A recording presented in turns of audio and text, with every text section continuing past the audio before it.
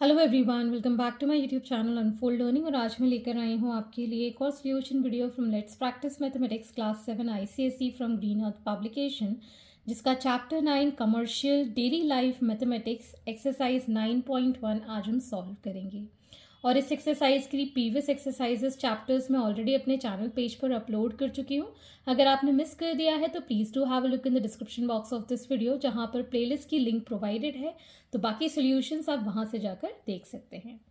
तो एक्सरसाइज 9.1 में हम डिस्कस करेंगे रेशो के बारे में, जो आप जूनियर क्लासेस में आप पहले भी पढ़ चुके हो। रेशो क्या होता है? रेशो दो सेम क्वांटिटी को कंपेयर करने का एक मेथड होता है, ठीक है। तो रेशो में दो नॉन ज़ीरो नंबर्स हम लेते हैं, जिसको हम a/b को एज a:b लिखते हैं। This is called ratio which is read as a:b, ठीक है। और ये जो क्वांटिटीज़ हैं a और b या x और y या m/n कुछ भी ले सकते हैं, तो ये जो क्वांटिटीज़ होती हैं वो सेम होनी चाहिए और इनकी यूनिट भी सेम होनी चाहिए, ठीक है ना। This is the first concept about the ratio. और ये हम जो न्यूमरेटर में लिखते हैं या रेशो में जो सबसे पहले लिखते हैं, ठीक है, इसको हम कहते हैं एंटीसीडेंट, ठीक है। जो ऊपर लिखते हैं सबसे पहले दैट इज कॉल्ड एंटीसीडेंट। जो बाद में लिखते हैं या डिनोमिनेटर में जो लिखते हैं उसको हम कहते हैं कंसिक्वेंट, ठीक है। तो ये बेसिक चीज़ आपको पता होनी चाहिए। और रेशो को हम फ्रैक्शन में कन्वर्ट करके इसको सिंपलेस्ट फॉर्म में सिंप्लीफाई कर सकते हैं, काट सकते हैं ऊपर नीचे सेम टेबल में अगर आता है तो इस तरीके से आपको ये क्वेश्चंस यहाँ पर सॉल्व करने हैं। और रेशो की कोई यूनिट नहीं होती, a/b की कोई यूनिट नहीं होती, और इसमें हमेशा सिर्फ नंबर ही लिखे जाते हैं। क्वांटिटीज़ जो कि कंपेयर करनी है वो सेम यूनिट की होनी चाहिए, सबसे इम्पॉर्टेंट चीज़, ठीक है। तो आइए स्टार्ट करते हैं हमारी exercise 9.1। Question number 1, express the following ratios in simplest form. तो यहाँ पर हमें 16:40 दिया हुआ है, इसको हम फ्रैक्शन में लिख लेंगे 16/40। अब हम इसको डिवाइड कर सकते हैं 4 के साथ, 4 4 ज़ा 4 10 ज़ा, और कैंसिल हो जाएगा 2 2 ज़ा 2 5 ज़ा। मतलब ये आ गया हमारे पास 2/5 आ गया, जिसको हम लिख पाएंगे एज रेशियो 2:5। नेक्स्ट इज 250:100, तो हम इसको लिखेंगे 250/100। ये 0 से ये 0 कैंसिल हो गया। 5 5 ज़ा 5 2 ज़ा, मतलब 5/2, जिसको हम लिख पाएंगे 5:2। Next we have 2 1/5:3 1/10। तो पहले तो इसको सिंपल फ्रैक्शन में कर लेते हैं। 5 2 ज़ा 10 प्लस 1 इज 11/5 10 3 ज़ा 30 प्लस 1 इज 31/10, ठीक है। इसको हम कैसे लिखेंगे? 11/5 अपॉन 31/10। तो इसके लिए आपने जूनियर क्लासेस में सीखा होगा, अगर x upon Y whole upon m/n है तो हम क्या करते हैं, ये जो टर्म्स होते हैं बाहर वाले, इनको हम मल्टीप्लाई कर देते हैं और इन दोनों को मल्टीप्लाई कर देते हैं। मतलब x/m को इसके रेसिप्रोकल के साथ, मतलब n/m के साथ मल्टीप्लाई कर देते हैं। तो वही चीज़ हम यहाँ करेंगे। 11/5 को मल्टीप्लाई करेंगे 10/31 से, इसका हमने रेसिप्रोकल कर दिया। सो 5 2 ज़ा which is equal to 22/31, that is 22:31 is the answer. Next we have 1/9:1/3। तो हम इसको क्या लिखेंगे? 1/9/1/3। 1/9 एज इट इज़, इसका हम रेसिप्रोकल कर देंगे तो ये हो जाएगा 3/1। 3 3 ज़ा 9, सो 1/3 को हम लिखेंगे 1:3। Next part is 1/2:1/6:1/10। जब भी तीन रेशोज़ होते हैं तो ये जो इसके डिनोमिनेटर्स हैं हर फ्रैक्शन के, इसका हम एलसीएम ले लेंगे 2 6 और 10 का। सो 2 1 ज़ा 2 3 ज़ा 2 5 ज़ा, 3 से कैंसिल आउट हो जाएगा और ये 5 से कैंसिल आउट हो जाएगा। तो इन ऑल एलसीएम आ गया हमारे पास 30। ठीक है ना। अब 30 से हर एक जो भी आपका रेशियो पार्ट है इसको मल्टीप्लाई कर देंगे। मतलब 1/2 को 30 से मल्टीप्लाई करेंगे, 1/6 को 30 से मल्टीप्लाई करेंगे और 1/10 को भी 30 से मल्टीप्लाई करेंगे। 2 15 ज़ा 6 5 ज़ा 10 3 ज़ा, तो हमारा रेशियो आ गया 15:5:3। ठीक है। सिर्फ इसमें ये जो डिनोमिनेटर है इसका हमें एलसीएम निकालना है और सब फ्रैक्शंस में मल्टीप्लाई कर देना है। Next is 3.2:12। सो 3.2/12, डेसिमल हटाया, 10 लगाया, 4 8 ज़ा 4 3 ज़ा 12, 2 4 ज़ा 2 5 ज़ा, सो 4/15 which can be written as 4:15 as the answer. Question number 2. Express each of the following ratios in simplest form. 1 kg is to 250 grams. तो हमेशा याद रखेंगे जो यूनिट छोटी होती है उसमें हम बड़ी यूनिट को कन्वर्ट कर देंगे। तो 1 kg में हमारे पास 1000 ग्राम्स होते हैं। ग्राम छोटी यूनिट है और kg बड़ी यूनिट है, तो हम इसको लिख पाएंगे एज 1 kg अपॉन 250 ग्राम्स और 1 kg में 1000 grams divided by 250 grams.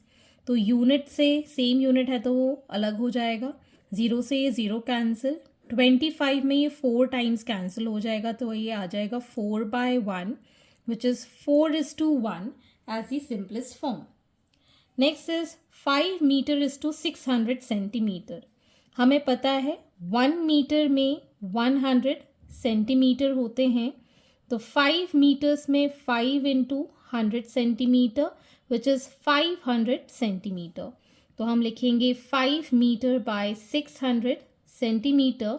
5 metre को हम 500 सेंटीमीटर लिख सकते हैं और ये 600 सेंटीमीटर, सेम यूनिट हो गई, 0 से ज़ीरोस कैंसिल हो गए। सो 5/6 को हम लिख पाएंगे 5:6 as a simplest ratio. Next is a dozen is to a score. 1 dozen में कितने पीसेस होते हैं? 12, और 1 स्कोर में 20 पीसेस होते हैं। ठीक है ना। 1 डजन केले में 12 केले होते हैं और 1 स्कोर बनानास में कितने होते हैं? 12 बनानास होंगे। ठीक है ना। तो डजन टू द स्कोर का मतलब हो गया 1 dozen by 1 score which is 12/20। 4 3 ज़ा 12, 4 5 ज़ा, सो 3/5 को हम लिखेंगे 3:5 as a ratio. Next is 10 months to 1 year. 1 year में कितने मंथ्स होते हैं? 12 मंथ्स होते हैं। ठीक है ना। तो हम यहाँ पे 10 मंथ्स बाय 1 ईयर को कैसे लिखेंगे? 10 मंथ्स बाय 12 मंथ्स, इसको हम कैंसिल कर देंगे, 2 5 सा 2 6 सा, सो 5/6 को हम लिख पाएंगे as 5:6 in simplest form. Next is 1 hour 10 minutes to 140 minutes. तो हमें पता है 1 आवर में कितने मिनट होते हैं? 60 मिनट्स होते हैं। ठीक है ना। तो 1 आवर 10 मिनट्स में कितने हो जाएंगे? इट विल बी 60 + 10, मतलब ये हो गया 70 मिनट्स के लिए। ठीक है ना। So 1 hour 10 minutes upon 140 minutes will be 70 minutes by 140 minutes. ये 0 से 0 कैंसिल, 7 2 ज़ा, so it is 1/2 which can be written as 1:2। Next we have 6 days 2 weeks। हमें पता है 1 वीक में 7 days होते हैं, सो 2 weeks में कितने डेज हो जाएंगे? 2 × 7 दैट इज 14 days। ठीक है ना। तो हम लिख पाएंगे एज 6 days बाय 2 weeks। ठीक है ना। तो 6 days डिवाइडेड बाय 14 days। ठीक, 2 3 ज़ा 2 7 ज़ा, सो 3/7 को हम लिख पाएंगे as 3:7 in the simplest form. Moving on to the next question. Next, question number 3, which ratio is greater? So 1:3 या फिर 3:7. तो 1:3 को हम 1/3 लिखेंगे और 3:7 को 3/7 लिखेंगे. तो 3 और 7 का हम यहाँ एलसीएम निकाल देंगे. तो ये हो जाएगा 3 1s and 7 1s.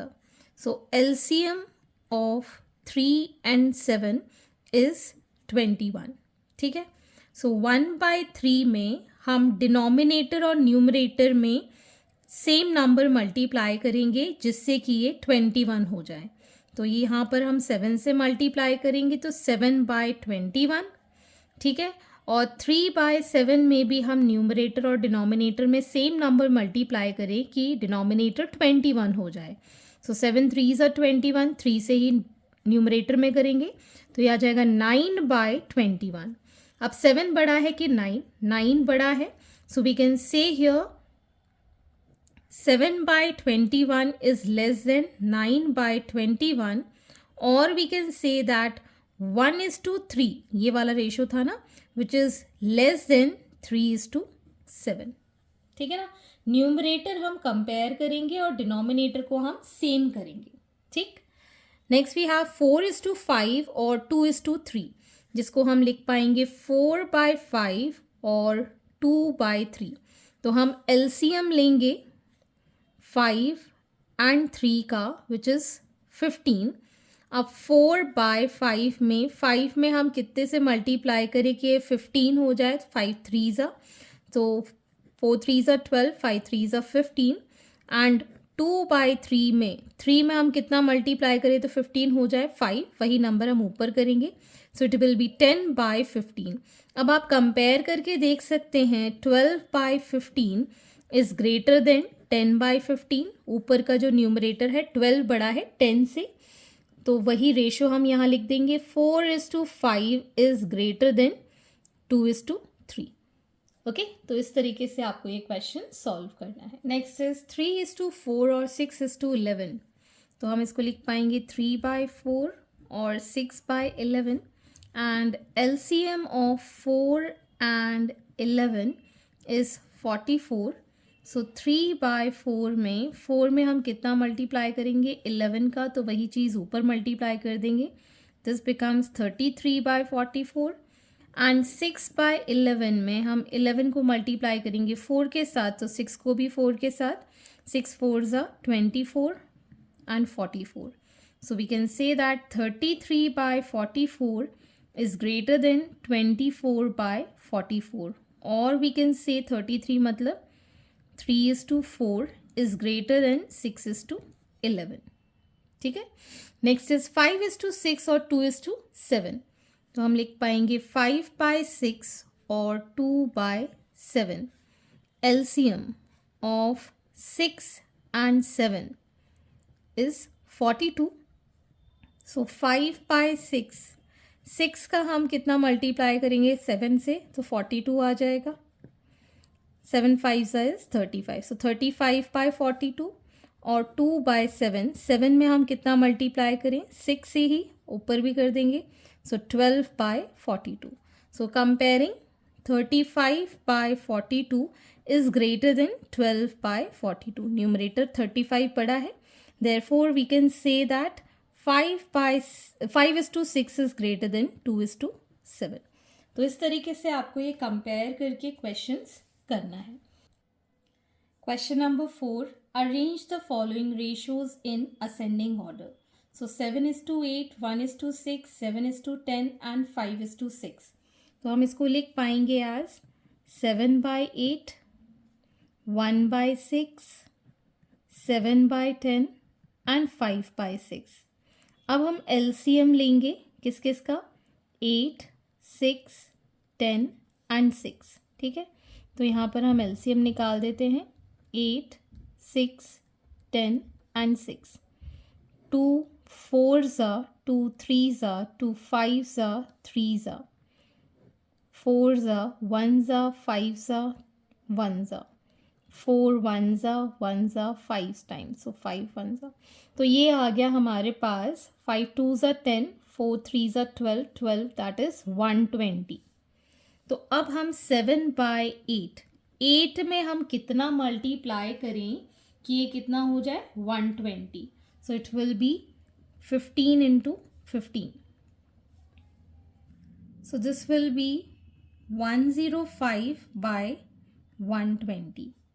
अब हम करेंगे 1/6 में, 6 में हम कितना मल्टीप्लाई करेंगे तो 120 आ जाए, 3 2 ज़ा 6, 5 4 ज़ा 20 का मल्टीप्लाई कर दें तो ये आ जाएगा 20/120। 7/10, तो 10 में हम कितना मल्टीप्लाई करेंगे 12 का, 12 7 ज़ा इज़ 84/120। नाउ 5/6 में अगेन हम 20 का मल्टीप्लाई करेंगे, दिस बिकम्स 100/120। अब सबके डिनोमिनेटर सेम है, ऊपर वाले नंबर से हम देखेंगे असेंडिंग में करना है, मतलब छोटी वैल्यू से बड़ी वैल्यू। तो सबसे छोटी वैल्यू है 20/120, फिर इससे ज़्यादा बड़ी वैल्यू है 84/120, then we have 100/120, then it is 105/120, or we can say this as 1:6 is less than 7:10 is less than 5/6 is less than 7:8, ये 5:6 है। So this is the ascending order of these ratios. 1:6 is less than 7:10 is less than 5:6 is less than 7:8। तो इस तरीके से आपको ये method apply करके ratios को असेंडिंग ऑर्डर में अरेंज करना है। Next we have 4:5, 7:15, 9:20 and 7:10। तो हम इसको लिख पाएंगे 4/5, 7/15, 9/20 एंड 7/10। ठीक है, तो एलसीएम हमें निकालना है 5 का, 15 का, 20 का और 10 का। तो यहाँ हम कर लेते हैं 5, 15, 20 एंड 10। 5 1 ज़ा, 5 3 ज़ा, 5 4 ज़ा एंड 5 2 ज़ा। 3 से ये कैंसिल हो जाएगा, 2 से ये फिर कैंसिल हो जाएगा एंड देन अगेन 2। सो 5 2 ज़ा 10, 10 2 ज़ा 20, 23 ज़ा इज़ 60। तो अब हम मल्टीप्लाई करेंगे 5 के अंदर ऐसा नंबर कि ये 60 आ जाए, सो इट इज़ 12। 12 4 ज़ा इज़ 48/60, 7/15, 15 में हम मल्टीप्लाई करेंगे 4 के साथ, 7 4 ज़ा 28/60, 20 में हम मल्टीप्लाई करेंगे 3 का, सो 9 में भी 3 का, 9 3 ज़ा 27/60, और हम 10 में मल्टीप्लाई करेंगे 6 का, 7 6 ज़ा इज़ 42/60। अब हम देखेंगे सबसे छोटा नंबर कौन सा है, that is 27/60 is less than 28/60 is less than 42/60 is less than 48/60, or we can say that 9:20 is less than 7:15 is less than 7:10 is less than 4:5। ठीक, सो इस तरीके से आपको ये अरेंज करके असेंडिंग ऑर्डर में आप लिख पाएंगे। Moving on to the next question. Question number 5. If A is to B is equal to 6:5 and B is to C is equal to 3:2, find A is to C. A is to B का मतलब हो गया A upon B की value है 6/5 और B is to C मतलब B by C की value है 3/2। तो अगर हम A is to B को मल्टीप्लाई कर दें B is to C के साथ, तो ये B से ये B कैंसिल हो जाएगा और इसकी वैल्यू 3/5 इंटू 3/2 हो जाएगी, 2 3 ज़ा, सो 9/5। यहाँ बचेगा हमारे पास A is to C which is equal to 9:5। Next, if A is to B is equal to 5 is to 9 and B is to C is 3 is to 10, find A is to C. तो यहाँ पर A upon B की value है 5/9 and B by C की value है 3/10. तो इन दोनों को मल्टीप्लाई कर देंगे. तो A by B into B by C is equal to 5/9 into 3/10. 3 ज़ा 5 2 ज़ा, so it is 1/6. ये B से ये B cancel. we'll get A is to C as 1:6. तो इस तरीके से ये क्वेश्चन आपको सॉल्व करना है. Question number 7. The ratio of number of Hindi literature to English literature books in a library is 2:3. If there are 522 English literature books, find the number of Hindi literature books in the library. तो हम यहाँ पर लिख पाएंगे number of English literature books, that is 522, and let the Hindi literature books be X. And we know that Hindi literature books to English literature is 2:3. ठीक है, तो हम इसको लिख पाएंगे Hindi literature books upon English literature books. Hindi literature हमने x assume किया है, ये हमारे पास 522 है and this ratio is 2/3. 2:3 given है, तो x की वैल्यू कितनी हो जाएगी 2/3. इसको हम क्रॉस मल्टीप्लाई कर देंगे 522 के साथ. 3 1 ज़ा 3, 3 7 ज़ा 3, 4 ज़ा 12, 4 2 ज़ा 8, 7 2 ज़ा 14, 348. Therefore, number of Hindi literature books are 348. Okay, so hence this is the answer. Question number 8. If 1000 rupees is divided among A, B and C in the ratio 2:3:5, find the share of each. तो हम यहाँ पर लिख सकते हैं let the share of A, B and C be, इस ratio में common factor x लेके 2x, 3x एंड 5x हमने ये लिख दिया है. ठीक है, अब हमें टोटल शेयर पता है. ठीक है, total share that is 2x plus 3x plus 5x. इसको जब हम कंपेयर मतलब ऐड करेंगे we'll get here 10x. And total money कितना है ₹1000. तो मतलब 10x जो है वो 1000 के इक्वल है. तो x की वैल्यू कितनी हो गई 100. ये 0 से ये 0 कैंसिल हो गया. ठीक है,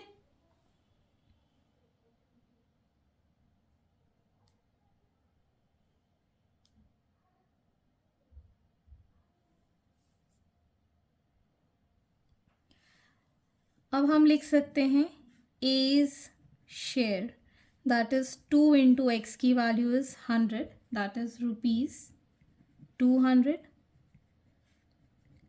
B's share is 3 into 100, that is ₹300. And C's share is 5 into 100, that is ₹500. तो इस तरीके से आपको ये क्वेश्चन सॉल्व करना है. Question number 9. Two numbers are in the ratio 5:6 and their sum is 132. Find the numbers. तो यहाँ पर आपको ये जो numbers given है रेशियो के फॉर्म में, इसको जैसे अभी हमने शेयर वाला क्वेश्चन किया था ना वैसे ही करेंगे. Let the two numbers be 5x and 6x. इन दोनों का सम मतलब 5x और 6x का सम हमको गिवन है 132। ये आ जाएगा हमारे पास ऐड करके 11x is equal to 132। So x will be equal to 132 by 11, 1 ज़ा 2 ज़ा, x की वैल्यू आ गई 12। Therefore numbers are 5 into 12 that is 60 और 6 into 12 that is 72। तो 60 और 72 दो numbers हैं। Question number 10. In a class, the ratio of pass student to the fail student is 7:5. How many failed in the class if the total students are 108? तो हम यहाँ पर लिख सकते हैं let the pass students be 7x and failed students be 5x. Total number of students क्या हो जाएंगे इन दोनों को मिला के 7x प्लस 5x जो हमको गिवन है 108। ये आ जाएगा हमारे पास 12x is equal to 108। So x will be equal to 108 divided by 12, 12 9 ज़ा, तो x की वैल्यू आ गई है 9। तो हमको नंबर ऑफ फेल स्टूडेंट बताने हैं। Number of failed students are 5 into 9, 9 5 is 45. So 45 students failed. So hence these are the solutions and I hope आपको मेरे solution वीडियो ज़रूर पसंद आ रहे होंगे। अगर आपको कोई भी डाउट या क्वेरी है तो आप मेरे चैनल के कमेंट सेक्शन में कमेंट करके या फिर आप मुझे सर्च कर सकते हैं on Telegram by the name unfold learning, जहाँ पे आप अपने डाउट्स क्लियर कर पाएंगे। At last please do share my videos with your family and friends and don't forget to subscribe my channel. Thank you for watching.